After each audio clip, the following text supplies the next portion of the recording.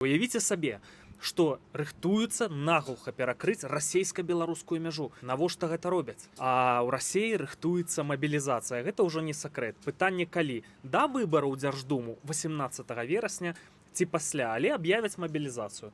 Мужчыны кінуцца ў рассыпную хто куды. Менавіта з гэтай прычыны перакрываюць мяжу з Беларуссю, дзе быў прахадны двор, наглуха ўжо перакрылі з Фінляндыяй, з Латвіяй, з Эстоніяй рыхтуецца перакрыць, там ужо чэргі на пераходах, нават з Казахстанам.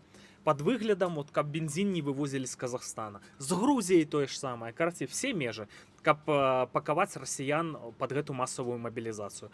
А ці будуць мабілізоўваць беларусаў, пытанне? А вось тут вы мне падкажыце ў каментарах.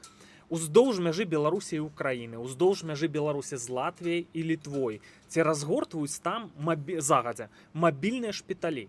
Ці кідаюць кліч, здавайце донарскую кроў, там, ці завозяць эту донарскую кроў там, і перфатран. Вот медсёстры, аперацыйныя медсёстры, лекары, хірургі павінны ведаць пра гэта. І калі такія факты ёсць, это вялікая бяда. Таму што якія наступныя планы Пуціна могуць быць? Яны накіруюць гэтых мабілізаваных ва Ўкраіну, там паспрабаваць скарыць Донбас. Ці яны рэальна зараз рыхтуюць аперацыю па Балтыі і Польшы?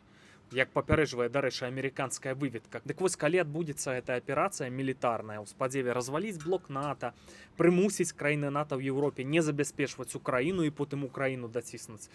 Но это беда, таму што з-за стратэгічнага месцазнаходжання Беларусі будзе ўкрай складана унікнуць удзелу ў гэтай вайне. Я б сказаў, што без Беларусі і немагчыма праводзіць такія аперацыі. Таму сачыце за дэталямі, якія я назваў, ці не пачынаецца катастрофа.